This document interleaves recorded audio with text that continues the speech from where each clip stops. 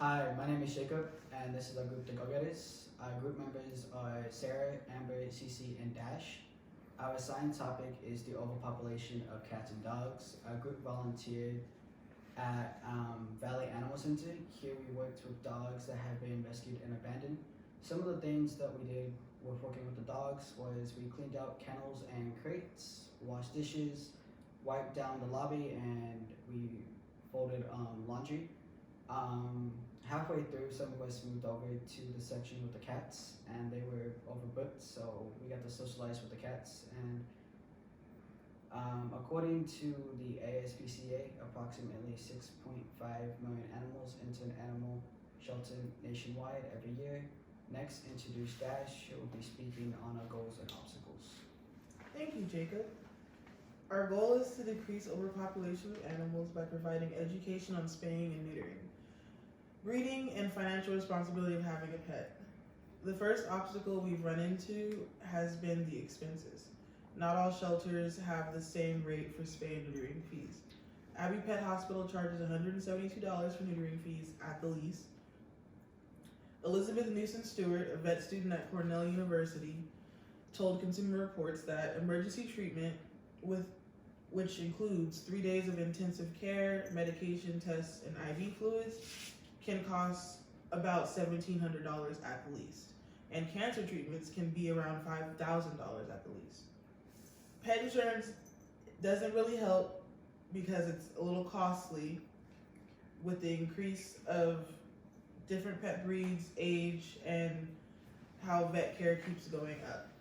According to a report by the American Pet Products Association, pet owners spent around $8 billion on pet care in 2000, and by 2013 it climbed to $14 billion.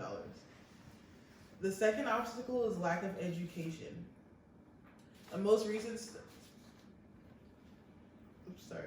The CCSVCA, the Central Valley Community, according to the CCSVCA, the Central Valley Community is unaware of how severe animal overpopulation is.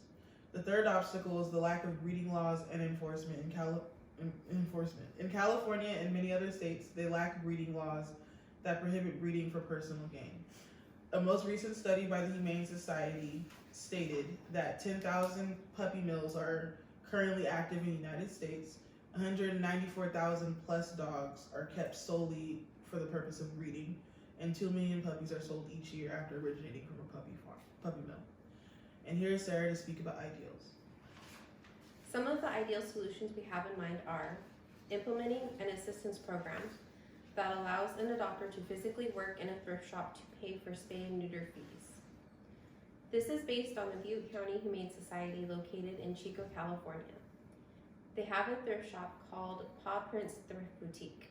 You sign up to work shifts on a weekly basis until your fees are paid in total.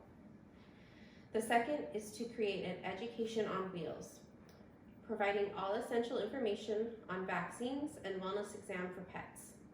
It would also provide information on low-cost spay and neuter services as well as basic medical care. The third ideal is to ban puppy mills altogether.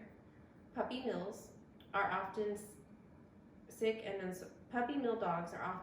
unsocialized.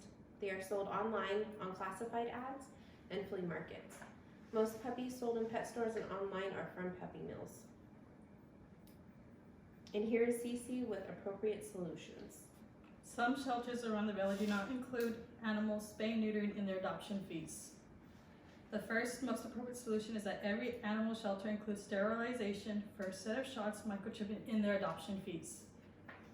This would be implemented nationally. The second solution is that animal shelters collaborate to provide education throughout the valley with their designated mobile vehicles. The third appropriate solution would be to encourage more shelters to incorporate discount and spay and neuters monthly, such as a Hope Foundation does. According to PETA,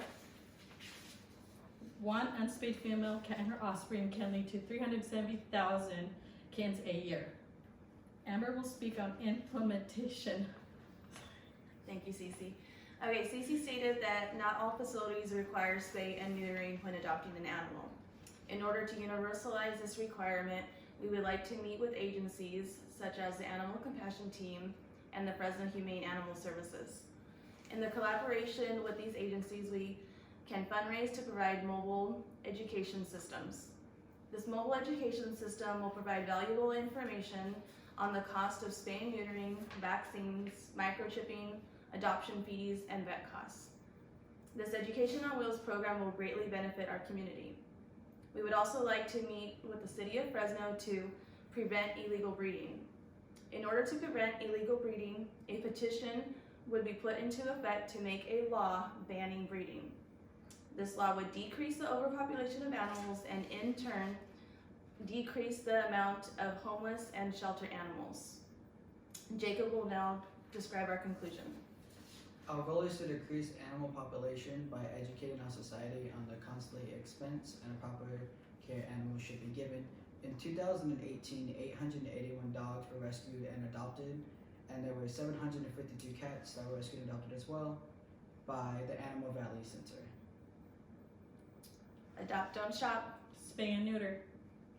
Don't support puppy mills. Educate yourself. Be responsible.